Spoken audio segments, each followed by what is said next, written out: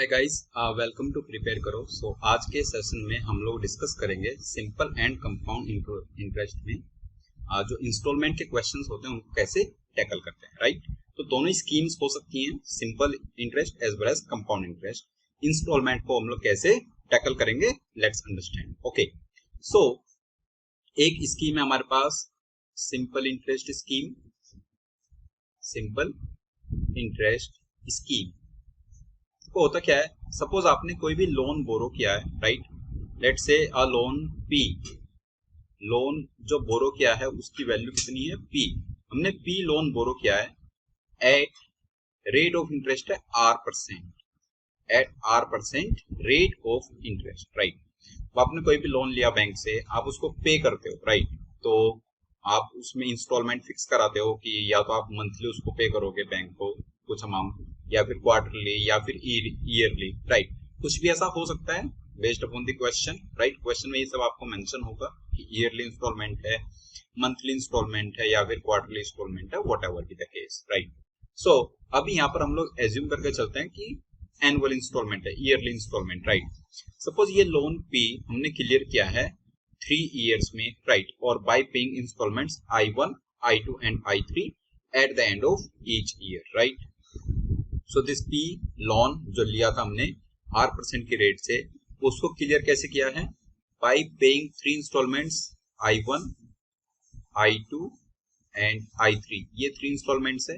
कब कब पे किए, I1 पे किया फर्स्ट ईयर के एंड पर, I2 पे किया सेकंड ईयर के एंड पर, और I3 पे किया हमने थर्ड ईयर के एंड पर। So these are the installments.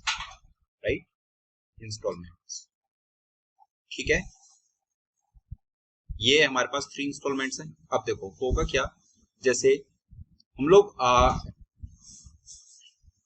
यहाँ पर देखेंगे, जो पूरा पीरियड ओवर हो जाएगा 3 इयर्स का, तब जाकर लोन की वैल्यू कितनी हो जाएगी और ईच इंस्टॉलमेंट की वैल्यू कितनी हो जाएगी, दोनों को इक्वेट करते हैं। कैसे, देखो अगर लोन पी है तो 3 साल के बाद आफ्टर 3 इयर्स ये पी कितना हो जाएगा, सिंपल इंटरेस्ट रेट है, स्कीम सिंपल इंटरेस्ट है, से हो जाएगा P plus P into R into 3 divide by 100। हम लोग देख रहे हैं प्रेजेंट से आफ्टर 3 इयर्स, प्रेजेंट से 3 साल बाद हम लोग देख रहे हैं, ये किसके बराबर होना चाहिए। फर्स्ट इंस्टॉलमेंट आपने पे किया है 1 साल के बाद, तो अगर हम देखें 3 साल के बाद का टाइम, तो फर्स्ट इंस्टॉलमेंट के बाद कितने साल बचेंगे, 2 साल, क्योंकि 1 साल तो ऑलरेडी हो चुका है जब आपने इंस्टॉलमेंट पे किया। अगर 2 साल बचे हैं तो उसकी वैल्यू कितनी हो जाएगी, I1 plus I1 into R into 2/100, क्योंकि 2 ही साल बचे हैं फर्स्ट इंस्टॉलमेंट पे करने के बाद। अगर हम बात करें सेकंड इंस्टॉलमेंट की, तो उसके बाद बचा है सिर्फ 1 साल, क्योंकि 2 साल के बाद आपने सेकंड इंस्टॉलमेंट पे किया, तो सिर्फ 1 साल बचेगा, वो हो जाएगा I2 plus I2 into R into 1/100। और जो थर्ड इंस्टॉलमेंट है उसको आपने कब पे किया है, एग्जैक्टली आफ्टर 3 इयर्स, पूरे 3 साल के बाद, तो उसकी वैल्यू क्या रहेगी, सिर्फ I3। ठीक है, इसको हम इक्वेट कर देंगे और यहां से हम लोग कोई भी जो वेरिएबल पूछा होगा वो हम लोग फाइंड आउट कर सकते हैं, चाहे वो वेरिएबल P है, R है, या फिर I1, I2, I3 में से कोई एक वेरिएबल। ठीक है, तो बेस्ड अपॉन क्वेश्चन हम लोग इसको ऐसे टैकल कर सकते हैं। ये जस्ट एक फॉर्मूला है। अब इसमें 3 इयर्स की जगह n नंबर ऑफ इयर्स होता तो हम अकॉर्डिंगली इसको एक्सटेंड कर लेते, बट इसको अगर हम नंबर्स में समझना चाहें, राइट, कि प्रिंसिपल हमारा 10,000 या 5,000, तो उस वे में हम अपन उसको कैसे सॉल्व कर सकते हैं, इसका एक एग्जांपल देखें। देखो जैसे अभी मैं मान लेता हूं कि ये जो P है वो है हमारा 10,000, जस्ट एक एग्जांपल के लिए। ठीक है, रेट है हमारे पास 10%, राइट, ठीक है, P 10,000, रेट 10%। सपोज ईयर 2023 में हमने लोन लिया है, ईयर 2023 में हमने लोन लिया है, राइट, कितना लोन लिया है, लोन इज इक्वल टू 10,000। हमने ईयर 2023 में 10,000 लोन लिया है, और अब हम उसको 3 साल में पे करना चाहते हैं, तो 2024 के एंड पर एक इंस्टॉलमेंट पे करेंगे, फिर एक इंस्टॉलमेंट 2025 में पे करेंगे, और एक इंस्टॉलमेंट 2026 में पे करेंगे, और लोन हमारा क्लियर हो जाएगा। ठीक है, सो देखो ईयर 2024, 2025, और 2026, राइट। ठीक है, अगर मैं यहाँ पर कोई लोन 10 लेता या 100, सपोज मैं यहाँ पर 100 लोन लेता 2023 में, और मुझे वो लोन 2024 में क्लियर करना होता और रेट है 10% पर एनम, तो क्या नहीं से मुझे वहां पर 110 इंस्टॉलमेंट पे करनी पड़ती और मेरा लोन क्लियर हो जाता, राइट। अगर ये 100 लोन मुझे 2024 में क्लियर करना होता, जो 100 मैंने 2023 में बोरो किया है उसको मुझे क्लियर करना होता 2024 में, तो 2024 में कितना पे करना पड़ता, 110, 110, क्योंकि रेट कितना है 10% पर एनम। अगर एक साल में 10% की रेट आप लगाओगे तो वो 100 जो वैल्यू है वो 110 हो जाएगी, ठीक है, ऐसा होता और हमारा लोन क्लियर होता। बट अगर मैं ये जो फर्स्ट इंस्टॉलमेंट है इसको पे ना करूं, तो 2025 में मुझे कितना पे करना पड़ता, 120, जो 100 हमने 2023 में लिया है उसी को 2025 में पे करने के लिए 120 पे करना पड़ता, क्योंकि वहां पर 2 साल का इंटरेस्ट एक्यूमुलेट हो जाता, राइट। और ऐसे ही अगर मैं 2024 और 2025 में पे ना करके सीधे 2026 में उसको क्लियर करना चाहता हूँ, जो लोन मैंने यहाँ पर लिया है 100 लोन, उसको अगर मैं 2026 में क्लियर करना चाहता हूँ सीधे 24-25 को स्किप करके, तो यहाँ पर मुझे कितना पे करना पड़ता, 130, क्योंकि हमारा इंटरेस्ट वहां पर ऐड होते जाता 10% पर ईयर की रेट से 3 इयर्स में कितना इंटरेस्ट ऐड हो जाता 30%, तो वहां पर हमें 130 पे करना पड़ता, राइट। इसका मतलब क्या, उल्टा भी तो हम लोग बोल सकते हैं ना कि अगर हमने 2024 में 110 पे किया था, दैट मीन्स वो कितना लोन क्लियर किया उसने 2023 में जो हमने 100 लिया, राइट। ऐसे अगर हमने 2025 में 120 पे किया तो दैट मीन्स उसने 2023 का कितना क्लियर किया, 100। ऐसे ही 2026 में अगर हमने 130 पे किया तो उसने 2023 का कितना लोन क्लियर किया, 100। उल्टा भी बोल सकते हैं, राइट। ये चीज ध्यान रखेंगे, इसको अभी एक क्वेश्चन के थ्रू हम लोग समझेंगे कि ऐसा कैसे हम लोग इसको यूज कर सकते हैं एज अ शॉर्टकट मेथड, ठीक है। अभी मैं इस पर आऊंगा, ठीक है। पहले एक बार कंपाउंड इंटरेस्ट की स्कीम भी समझ लेते हैं। कंपाउंड इंटरेस्ट में क्या होगा, कंपाउंड इंटरेस्ट,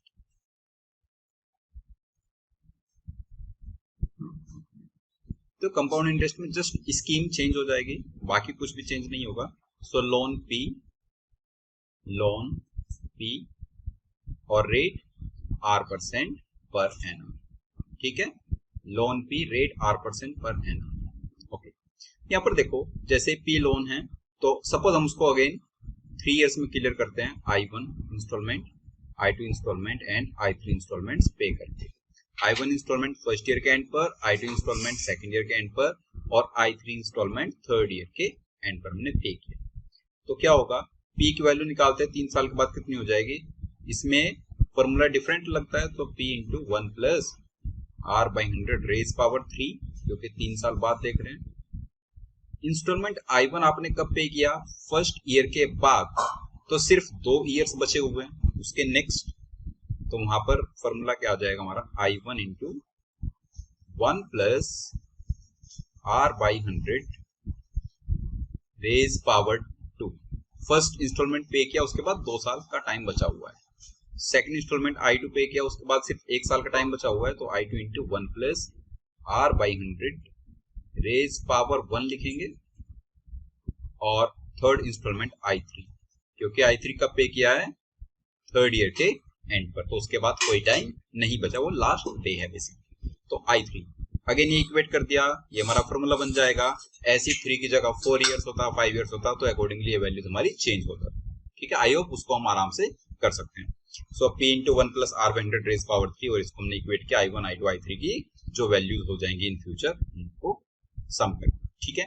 तो ऐसे करके हम किसी भी वेरिएबल को यहाँ पर फाइंड आउट कर सकते हैं जो भी क्वेश्चन में गिवन, ठीक है। यहाँ पर भी आप चाहे तो 100, 110, 121 इस टाइप से अप्लाई कर सकते हैं, ठीक है।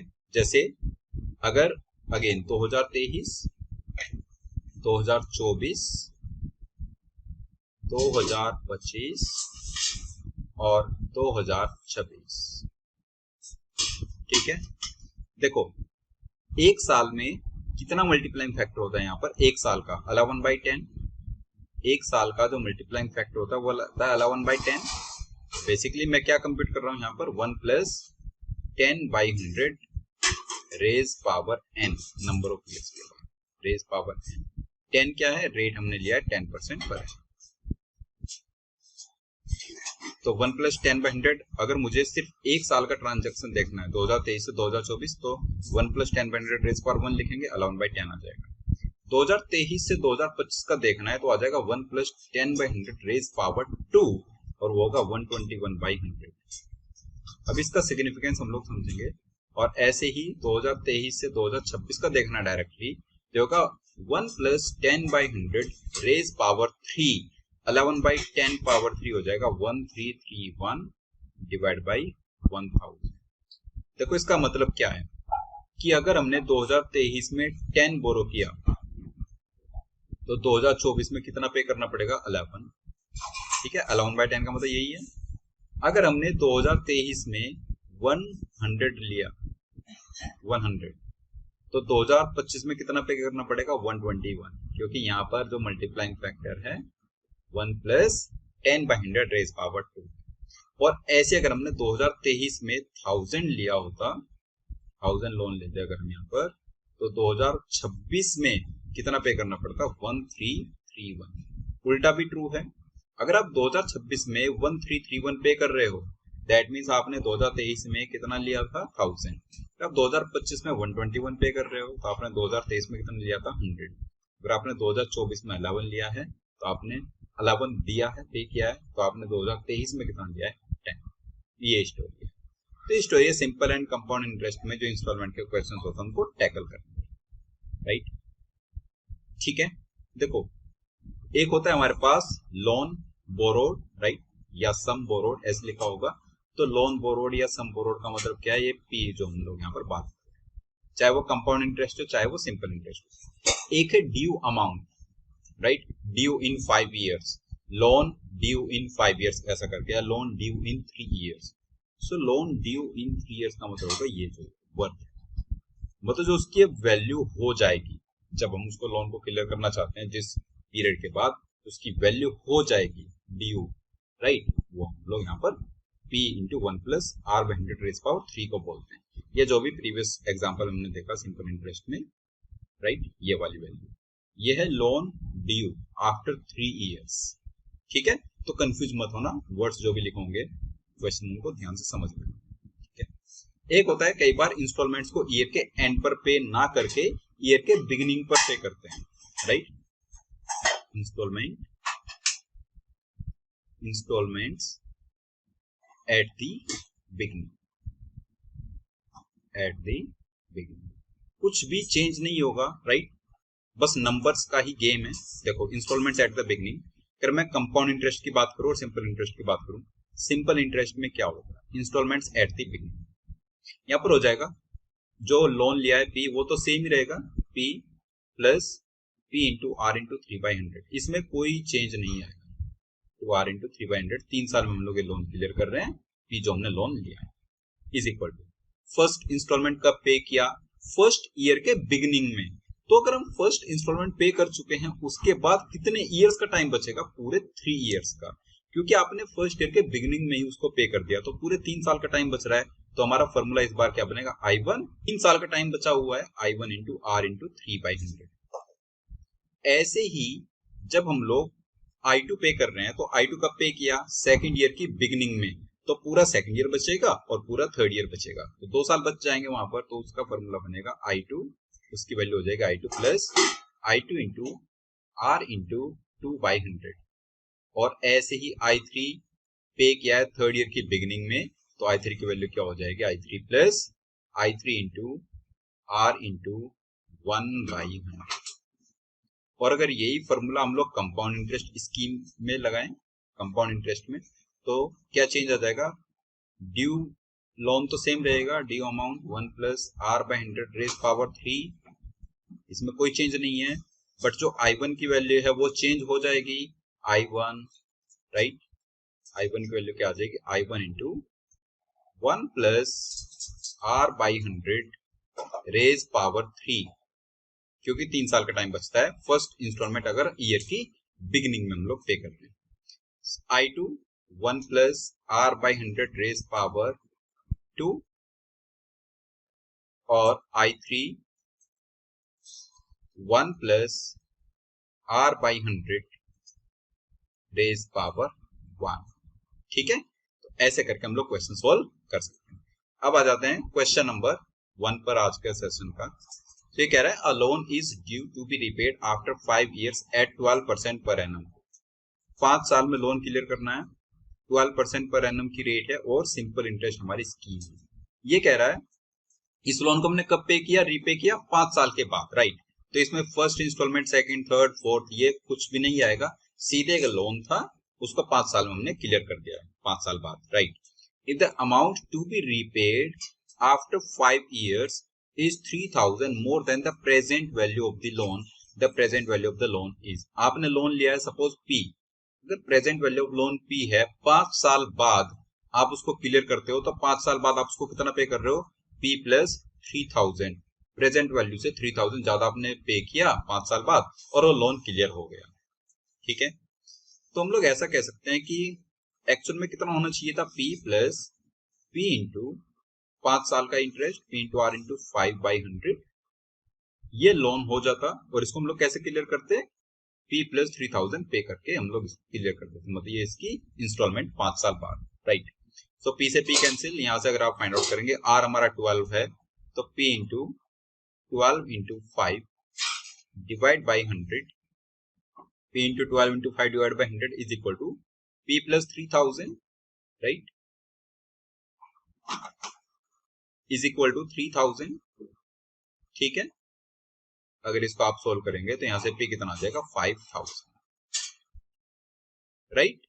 सो जो लोन लिया था वो कितना था, 5000। अब इसको समझो और क्या इसको बोल सकते हैं हम लोग, देखो अगर लोन हमारा प्रेजेंट में लोन 100 है, आज लोन की जो वैल्यू है वो 100 है, तो 5 साल बाद लोन की वैल्यू कितनी हो जाएगी, 5 years लेटर और 12% पर एनम की रेट से। 5 साल यानी से 12 इंटू 5 60% वो इंक्रीज कर जाएगा, 12% पर ईयर इंक्रीज कर रहा है तो 5 साल में कितना इंक्रीज कर जाएगा, 60%। तो अगर आज 100 है तो 5 साल बाद 160 हो जाएगा, आफ्टर 5 years कितना हो जाएगा, 160। यानी से 100 लोन लिया है और 160 इंस्टॉलमेंट पे किया है, तो जो इनका जो डिफरेंस है ये 100 और 160 का, 60 पॉइंट्स की वैल्यू कितनी है हमारे पास, 3000। ये जो 60 पॉइंट्स है उसी की वैल्यू 3000 है ना, 3000 मोर, राइट। तो अगर 60 पॉइंट 3000 है तो हमारे पास 1 पॉइंट कितना आ जाएगा, 1 पॉइंट हमारे पास कितना आ जाएगा, 50। और हमें प्रेजेंट लोन बताना है वो कितना है, 100 पॉइंट्स। अगर 1.50 है तो 100 पॉइंट्स कितना हो जाएगा, 100 इंटू 50 इज 5000। तो आप ऐसे भी सीधे आंसर कर सकते हैं, फॉर्मूला की कोई need as such. Okay, next आ जाते हैं हम लोग, राइट। नेक्स्ट क्वेश्चन कह रहा है Rakesh borrowed 33,100 at 10% per annum, interest being compounded annually. He cleared the loan by making some successive payments of 13310 each at the end of every year. At the end of every year, starting from the end of the first year, the number of years in which he cleared the loan is okay. So मान लेते उसने n number of years में loan clear किया, right.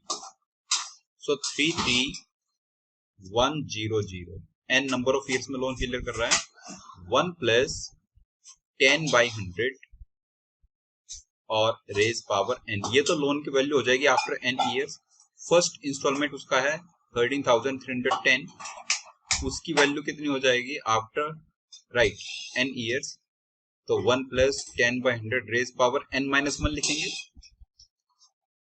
Raise power n-1, क्योंकि एक साल कम हो जाता है जब हम फर्स्ट इंस्टॉलमेंट पे करेंगे फर्स्ट ईयर के एंड पर, तो उसके बाद कितने ईयर्स बचेंगे, n-1 years, plus second instalment pay किया 13310, उसके साथ क्या आ जाएगा, 1 plus 10/100 raise power n-2 raise power n-2 and so on, सारे इंस्टॉलमेंट्स बराबर। अगर आप ध्यान से देखें n को 3 रखोगे तो जो हम लोग एग्जांपल में फॉर्मूला देख रहे थे सेम आ जाएगा, n को यहाँ पर 3 रखोगे, यहाँ पर वो 2 हो जाएगा, यहाँ पर 1 हो जाएगा एंड सो, राइट। तो कोई भी प्रॉब्लम नहीं होनी चाहिए।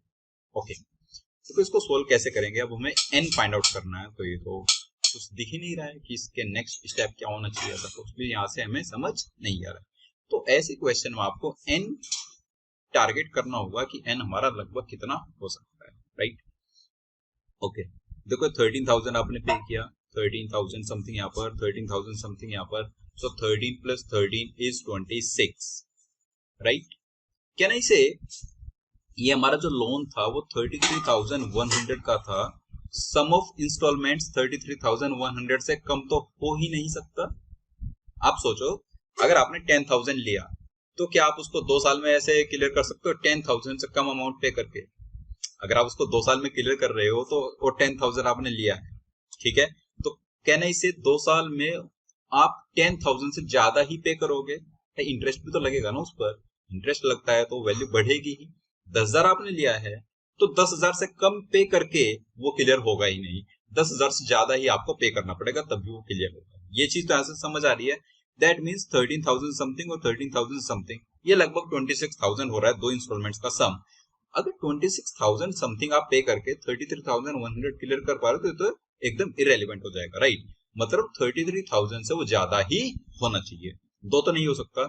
अगर मैं n को कंसिडर करता हूं कि n 3 है, राइट, अगर n को मैं 3 मानकर चलता हूं तो ये कितना आ जाएगा 33,100, n 3 है तो इसको मैं डायरेक्टली लिख रहा हूं 1331 divide by 1000 if n is 3, right, is equal to 13310 into ये आएगा 121 divide by 100, right, plus 13310 into 11 by 10 और थर्ड इंस्टॉलमेंट, क्योंकि अब समझ आ रहा है कि 3 इंस्टॉलमेंट हमने कंसिडर किए हैं, n की वैल्यू 3, सो वो आ जाएगा 13310। एक बार इसको सोल्व करो, अगर ये वेरीफाई हो रहा है, बोथ साइड्स इक्वल हो रही हैं, दैट मींस n हमारा कितना है 3।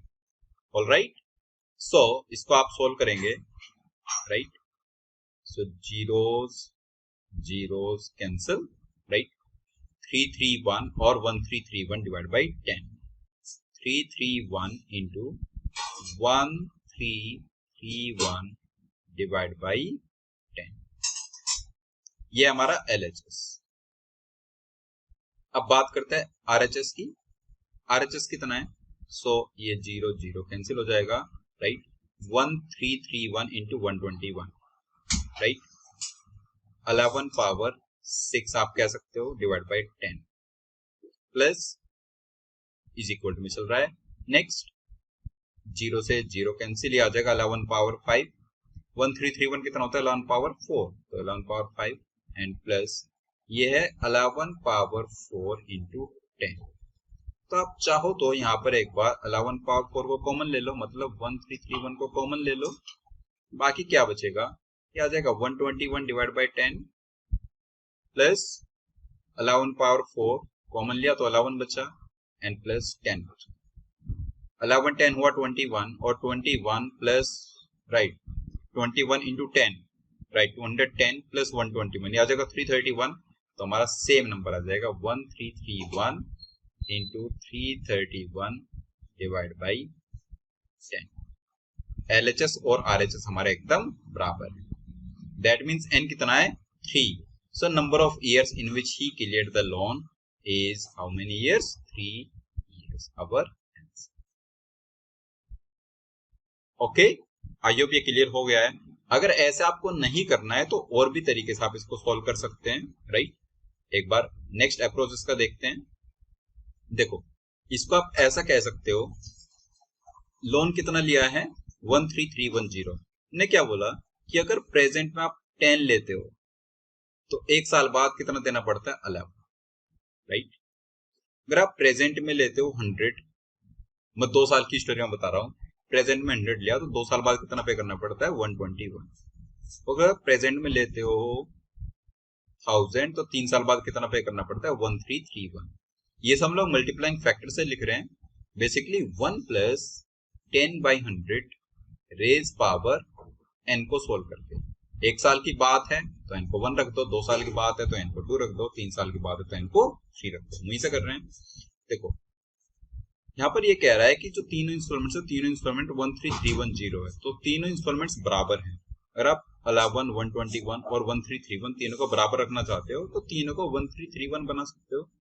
तो उसके लिए इसको 11 से मल्टीप्लाई कर दो तो इसका बेस भी 11 से मल्टीप्लाई हो जाएगा। ऐसे इसको मल्टीप्लाई करो 121 से सो दैट ये 1331 हो जाए, तो ये भी 121 से मल्टीप्लाई हो गया। ये नंबर बन गया हमारे पास 1210 और ये आ गया 1331। ये नंबर कितना बना 1100 और ये नंबर बना 1331। अब तीनों इंस्टॉलमेंट्स बराबर हैं, तीनों इंस्टॉलमेंट्स कितने हैं 1331, बट एक्चुअल में जो हमारा इंस्टॉलमेंट्स है वो कितने हैं 13310, तो एक एक जीरो और ऐड कर दो, सीधे बात बन जाएगी। अगर यहाँ पे जीरो है ये जीरो, अगर यहाँ पे जीरो है ये जीरो, अगर यहाँ पे जीरो है ये जीरो, राइट। इन तीनों का सम फाइंड आउट कर लो, जो भी लोन यहाँ पर क्लियर हो 1200, 1200, 11,000 और 10,000। अगर इन तीनों का सम 33,100 आया है तो दैट मीन्स 3 इंस्टॉलमेंट में काम चल जाएगा। अदरवाइज आपको N4 रखना पड़ेगा और उसका मैं अभी इक्वेशन बना दे रहा हूं, वो आएगा 10,000 यहाँ पर और 14641 यहाँ पर। तब आपको ऐसे करना पड़ता, सारे इंस्टॉलमेंट्स कितने बनाने पड़ते 14641। ठीक है, आइए वो आप खुद से कर सकते हैं। तो अगर आप इन तीनों को एक बार सम करते हो, जो नंबर मैंने बॉक्स में लिखे हैं यहाँ पर, अगर तीनों को सम करते हो 10,000 और 11,000 कितना हो जाएगा 21,000 और प्लस 12,100, तो साफ देख सकते हैं तीनों का सम कितना है 33,100।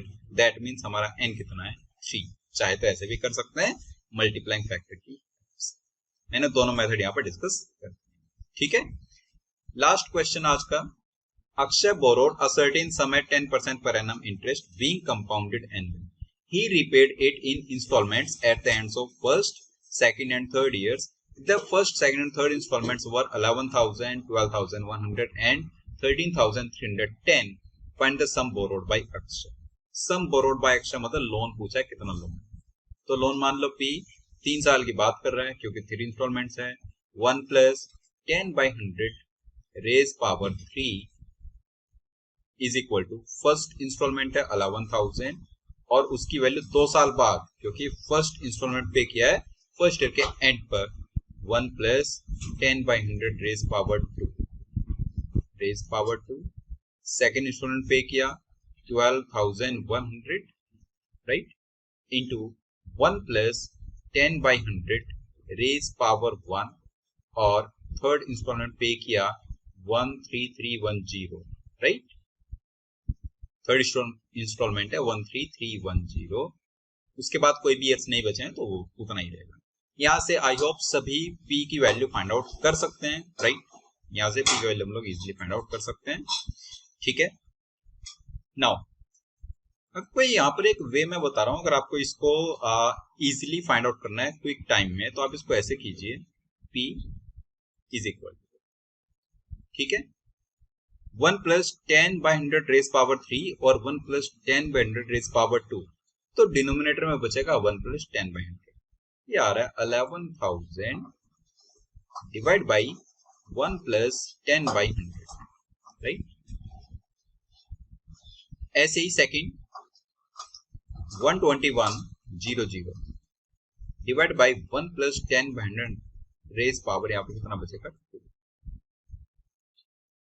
और लास्ट 13310 डिवाइड बाई 1 प्लस 10/100, ये बचेगा रेज पावर 3। अगर इसको आप सोल्व करते हैं तो फर्स्ट नंबर कितना बनेगा 11,000 डिवाइड बाई 1 प्लस 10/100, सो 11/10, 11 से 11,000 10,000 means divide by 1 plus 10/100, so 11,000 divide by 11/10, ये बनेगा 10,000। ऐसी सेकंड नंबर पे कितना बनेगा 10,000, जब आप सोल्व करेंगे 10,000, और थर्ड नंबर पे कितना बनेगा 10,000। तो हमारा लोन कितना आ जाएगा, P की वैल्यू वो आ जाएगा 30,000। सो कितना लोन लिया है 30,000 will be our answer. Okay, other way round आप वैसे भी नंबर्स का यूज करके भी डायरेक्टली आंसर बता सकते हैं। सो उसको कैसे सॉल्व करेंगे, वापस से 10, 11 फर्स्ट ईयर के लिए राइट, इन्होंने बोला है कि 11 कितना है, 11,000। अगर ये 11,000 है तो ये 10 कितना होना चाहिए, 10,000। ठीक है। अब बात करते हैं सेकंड ईयर के लिए, तो 100, 121। अगर ये 121 1 to 1 00 है तो ये 100 कितना होना चाहिए, 00 लगा दो, 10,000। राइट। अब थर्ड ईयर की बात करते हैं। अगर ये 1000 है तो ये कितना होना चाहिए, 1331। जब आप कह रहे हो ये 1331 कितना है, 13310 थर्ड इंस्टॉलमेंट, तो यहाँ पर एक जीरो लगा दीजिए, भी कितना आ गया, 10,000। तो कितना लोन है, 10,000 प्लस 10,000 एंड प्लस 10,000। कितना लोन है हमारे पास टोटल, 30,000। ओके। सो ऐसे हम लोग आंसर कर सकते हैं। तो ये नंबर्स वाला जो मल्टीप्लाइंग फैक्टर वाला मेथड है वो भी बहुत बहुत इंपॉर्टेंट है, आपको उसको अच्छे से यूज करना आना चाहिए। Okay. So simple and compound interest आज हमारा फिनिश हो गया है। 4 सेशन है टोटल, 4 पार्ट्स है सिंपल कंपाउंड इंटरेस्ट के। आपने प्रीवियस के 3 पार्ट्स नहीं देखे हैं तो एक बार जाकर आप तीनों पार्ट वो भी देख लीजिए, और इस प्लेलिस्ट को अपने फ्रेंड्स के साथ आप शेयर कर सकते हैं जो भी कैट या किसी और एग्जाम की तैयारी हो तो। Okay guys, so next video में हम लोग मिलेंगे किसी न्यू कॉन्सेप्ट के साथ। तब तक के लिए बाय बाय।